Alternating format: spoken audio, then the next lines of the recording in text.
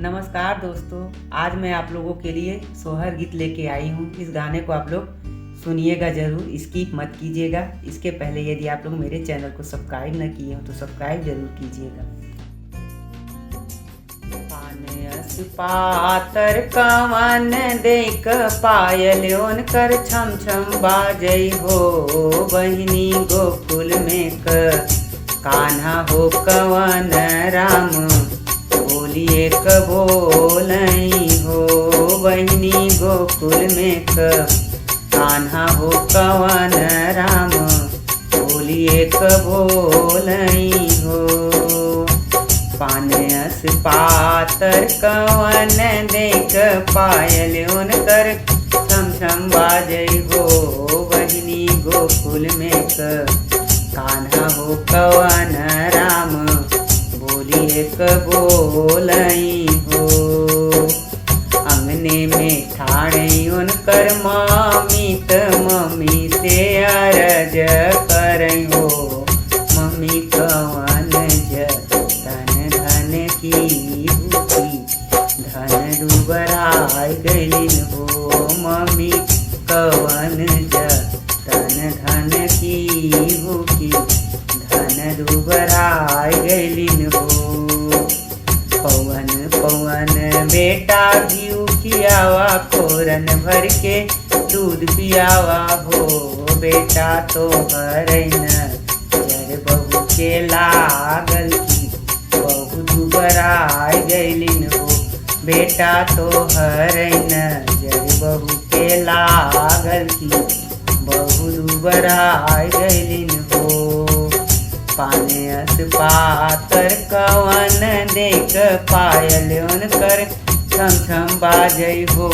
बहिनी गोकुल में कान्हा हो कवन राम बोलिए बोलई हो। बहिनी गोकुल में कान्हा हो कवन राम बोलिए बोलई हो। अंगने में ठाणे उनकर चाची से अरज करई हो। चाची कवन जतन धन की भूखी धन दुबराय गईलिन हो। चाची कवन जतन धन की भूखी धन दुबराय गईलिन हो।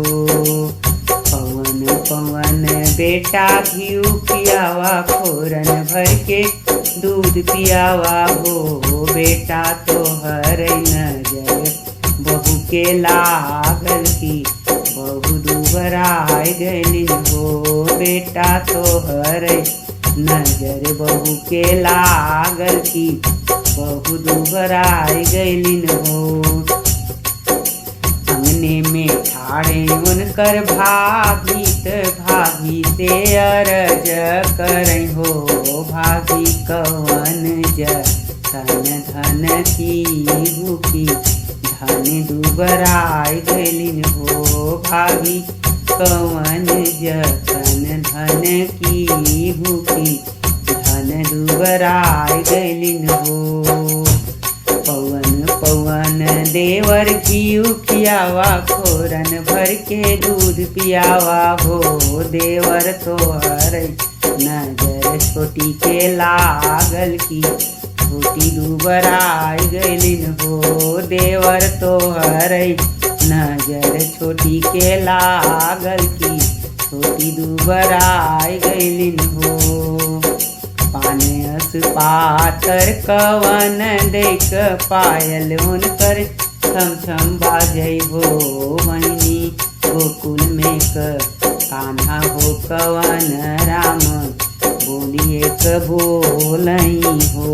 बहिनी गोकुल में कान्हा हो कवन राम बोलिए बोलई हो। अंगने में ठाणे उनकर दीदी से अरज करई हो। दीदी कवन जतन धन की भूखी धनी दुबराय गईलिन हो। दीदी कवन जतन धन की भूखी धन पानी दुबराय गलिन हो। पवन पवन भैया घीऊ पियावा, खोरन भर के दूध पियावा हो। भैया तो हर नजर भाभी के लागल की, भाभी दुबराय गलिन हो। भैया तो हर नजर भाभी के लागल की, भाभी दुबराय गलिन हो। पानियस पातर कवन देख, पायलों क छम छम बाजे हो। बहनी गोकुल में कान्हा हो कवन राम, बोलिए क बोलई हो। बहनी गोकुल में कान्हा हो कवन राम, बोलिए क बोलई हो। कैसा लगा मेरा गाना आप लोगों को कमेंट में ज़रूर बताइएगा। मेरे वीडियो को ज़्यादा से ज़्यादा शेयर कीजिए, लाइक कीजिए। Thank you.